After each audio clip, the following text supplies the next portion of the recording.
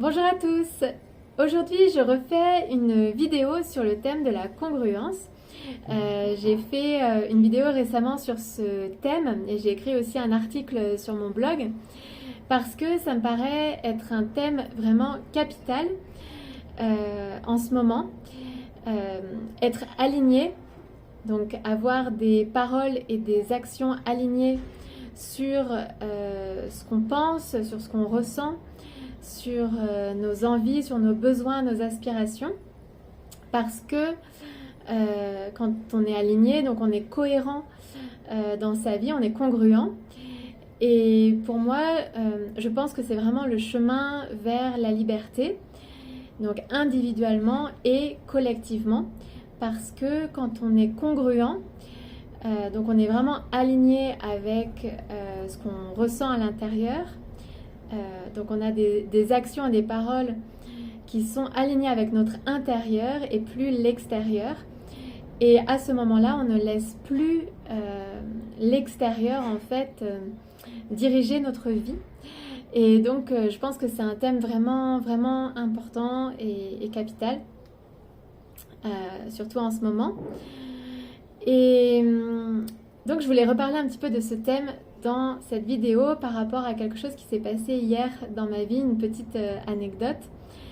Et donc je voulais reparler donc de ce thème et plus particulièrement donc la petite histoire qui s'est passée hier, c'était par rapport au fait de dire non. En ce moment je suis toujours au Mexique, à Oaxaca. Et hier, je suis partie un peu en excursion. Donc j'ai pris un van, on était plusieurs en fait dans ce van. On était 6 à l'avant, il y avait d'autres personnes derrière. Et quand on est arrivé donc sur le site touristique, donc on a payé. Le van s'est arrêté pour payer l'entrée. Et à ce moment-là, donc l'homme qui était à l'entrée a voulu nous mettre du gel sur les mains. Et systématiquement, en fait, j'ai pris l'habitude de dire non parce que j'ai un gel sur moi et je préfère utiliser éventuellement le mien. Et j'ai pris l'habitude donc de dire non quand quelqu'un finalement veut me l'imposer parce qu'en fait, c'est ce qui se passe. Bien souvent, on ne nous pose pas la question, en fait, on nous l'impose. Et donc à ce moment-là, donc il est arrivé et en fait, il ne nous a pas posé la question, il a simplement mis le gel directement plus ou moins dans les mains des personnes qui étaient là, dans le van donc avec moi. Et moi j'ai simplement dit non. Et en fait c'est très bien passé et je fais ça depuis déjà un moment. À l'entrée des magasins aussi je dis non, etc. Et ça passe très bien. Et là aussi, c'est très bien passé. Et je me disais, c'est tellement simple de dire non, en fait. C'est tellement facile. Et souvent, en fait, on n'y pense simplement pas. Parce qu'on a pris l'habitude d'accepter ce qu'on nous impose, finalement. Et cette autre option, cet autre choix qui est de dire non, parce que finalement le oui et le non se valent, c'est-à-dire que c'est oui 50% et non 50%, c'est-à-dire que le oui et le non se valent, on peut dire oui et ou non. Et simplement, très souvent, on oublie qu'on a aussi cette autre possibilité qui est de dire non. Et donc je me disais, c'est tellement simple finalement. Et dans la voiture avec moi, donc dans ce van, il y a plusieurs personnes qui ne voulaient pas de gel en fait et qui ont finalement quand même accepté par habitude en fait, je pense tout simplement parce que on a perdu l'habitude aussi de remettre en question ce qu'on nous propose, ce qu'on nous impose et finalement de regarder dans en nous-mêmes comment on ressent les choses, comment ça résonne, est-ce qu'on a réellement envie d'avoir, en l'occurrence là c'était du gel sur les mains, mais ça vaut pour tout.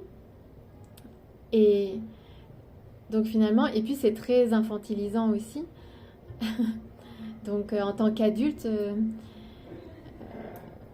je peux dire oui ou non en fait par rapport à ça. Et voilà, donc en fait cette vidéo, simplement pour passer le message, pour simplement rappeler qu'on peut dire non, que c'est facile, c'est simple.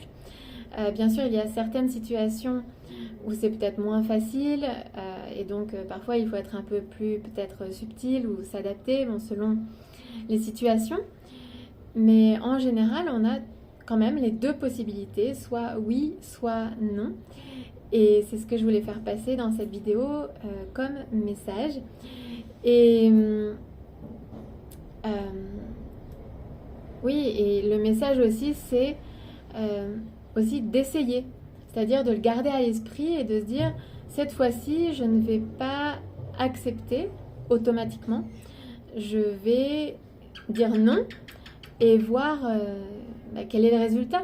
Parce que finalement, c'est une habitude en fait. Finalement, on prend tellement l'habitude de dire oui, d'accepter les choses, qu'on ne prend plus la peine de remettre les choses en question et puis de faire l'effort, entre guillemets, de dire non. Et donc, moi, je le fais systématiquement à l'entrée des magasins, par exemple. Et au Mexique, alors en Europe aussi en général, au Mexique, ça passe très bien. Je dis non et je passe très facilement. Et voilà, ça fonctionne. Donc, l'idée, c'est aussi d'essayer, de se dire, bah voilà, cette fois-ci, je vais essayer, voir ce que ça donne. Et c'est pas non plus, l'idée, c'est pas de rentrer en conflit, c'est pas ça. C'est simplement dire, bah, moi, j'ai pas forcément envie de ça, donc je dis non. En tout cas, essayez, au moins tenter. Voilà ce que je voulais simplement partager dans cette vidéo, donc très simple. Dire non, c'est à notre portée et c'est facile.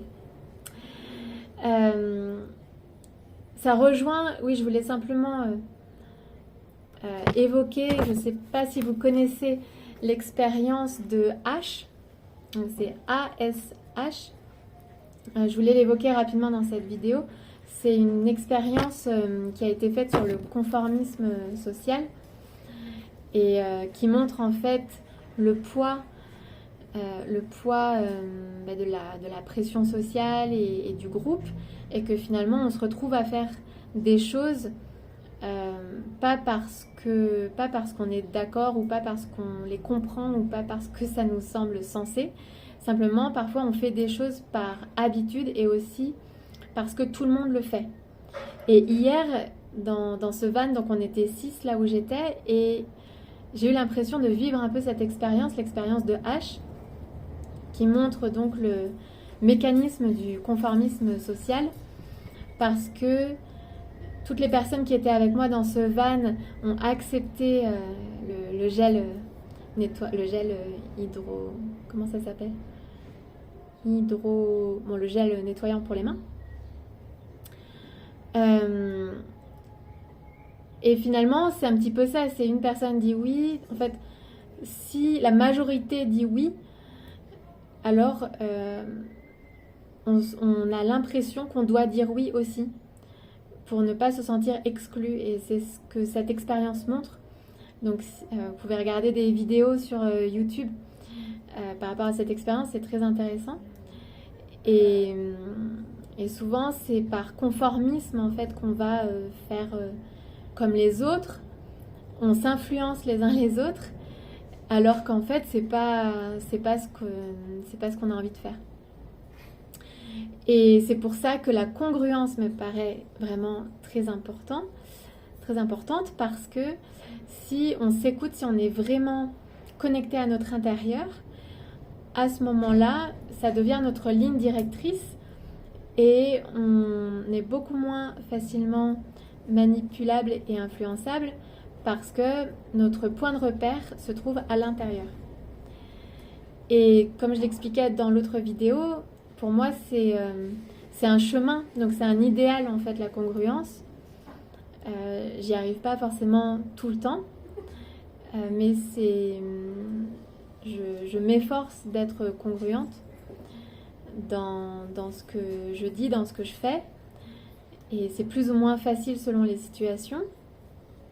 Mais en tout cas, c'est un petit peu comme un cap